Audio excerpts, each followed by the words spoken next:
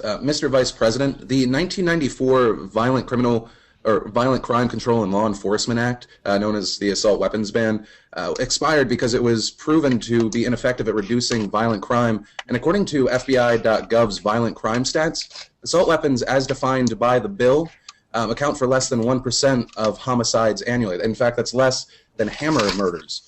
So my question is, what reasonable measures can we implement that might reduce the loss of life as opposed to repeating the same failed laws of previous administrations? Well, let me set the record straight in your question. It did not expire because it proved ineffective.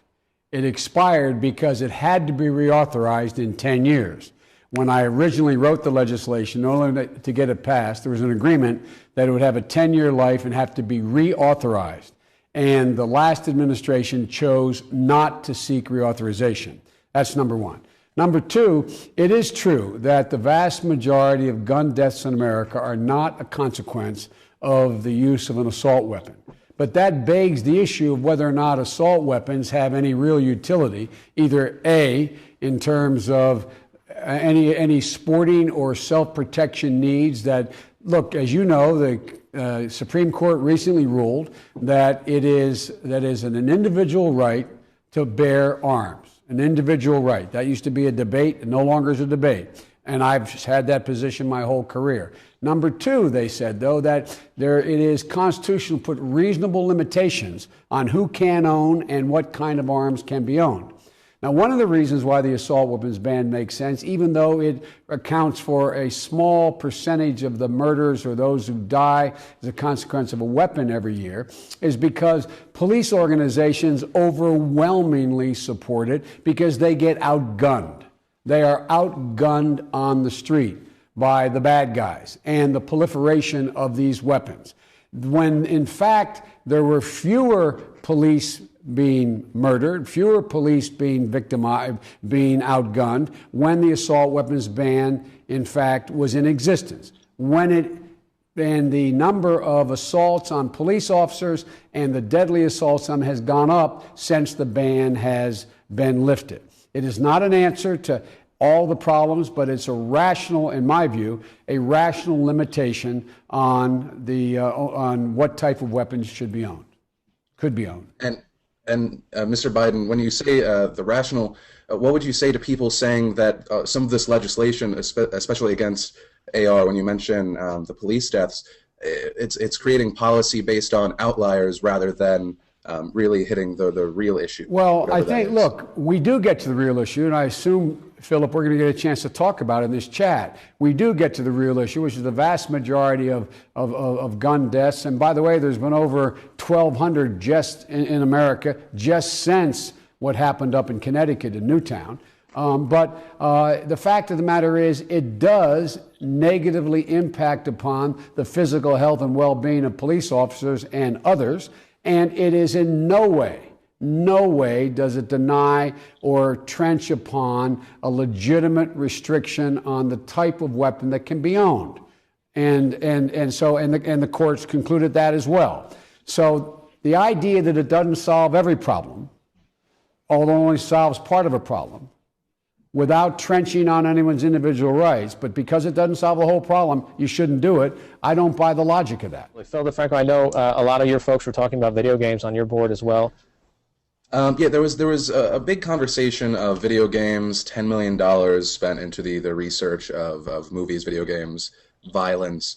And I think there is something there. Before that, I did want to hit, you were talking about the facts. So I did go to FBI.gov, which I have up. I think it is unbiased research that has shown that since the assault weapon ban expired, while firearm sales have increased, the number of murders have gone down. And you previously mentioned the 1,200 firearm-related deaths, but not assault rifles.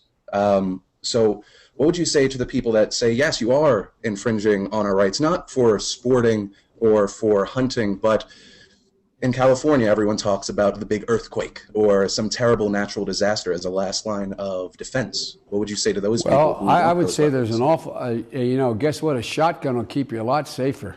A double-barrel shotgun than the assault weapons in somebody's hands who doesn't know how to use it, even one who does know how to use it. You know, it's harder to use an assault weapon and hit something than it is a shotgun, okay? So you want to keep people away in the earthquake, buy some shotgun shells.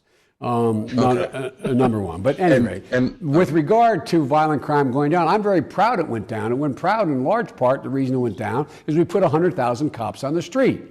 But that didn't mean the cops were safer as a consequence of these guns.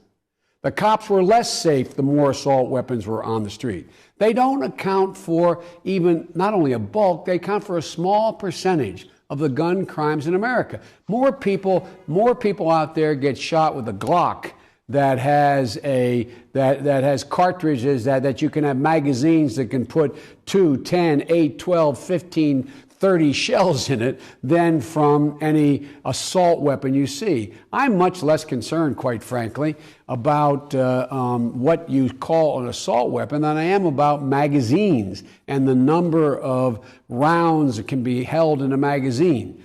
But the point is that the fact that violent crime is down and there's been a proliferation of assault weapons, quote unquote, as was defined up to now, on the street, does not suggest that taking assault weapons off the street would not, in fact, make it safer, particularly for the folks who are mostly outgunned cops. And you previously mentioned the magazine sizes. Yes. So I guess my question with that is the gunman in Connecticut fired 150 rounds, meaning that he had to swap out his 30-round magazines at least 4 times. Yep. With how fast you can swap out a magazine, do you think limiting the magazine size to 10 will have an impact? Well, let's assume, by the way, your facts are correct. About 30, he had some magazines, I think, only had 20 shells, but I'm not sure, 30 shells. So we had to swap out 4 or 5 times. If it was 10 shells in there, he would have had to swap out 30 times, or he would have to swap out 25 times. And so what would happen is the response time, in fact, may have saved one kid's life. Maybe if it took longer, maybe one more kid would be alive. Let me give you an example. In the case of Gabby Gifford, when the guy had to swap out a new magazine, he fumbled. And he was able, and an older woman reached up and grabbed his hand, and they subdued him. All of them would have been dead had he not had to change that magazine. Had there been 30 clips in that magazine or 40 clips in that magazine. The same way with Aurora. A guy had 100 shells in the magazine. Fortunately, it jammed. It jammed enough that it gave time for folks to get there and, in fact, save lives. So, look, I'm not making the argument that this will end crime or I make the argument this way.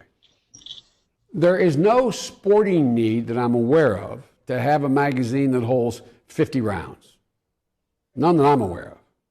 And I'm a sportsman. Number one. Number two, there is no diminution of your ability to physically protect yourself having 10 clips in a round. Having 10 rounds in a clip instead of 30 or 40 rounds.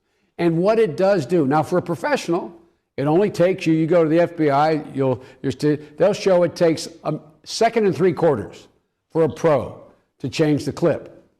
But not all these people are pros. And so if you just if it took another, a minute and a half, 2 minutes, who knows who else might have been alive? And those kids may be alive, some of them. Mr. Vice President, we're out of time. Thank you very much for your time. Thank you. On behalf of all of us. I appreciate it very much. Write your congressman. For or against, write your congressman. All right, bye-bye. Bye-bye. Thanks a lot, everybody.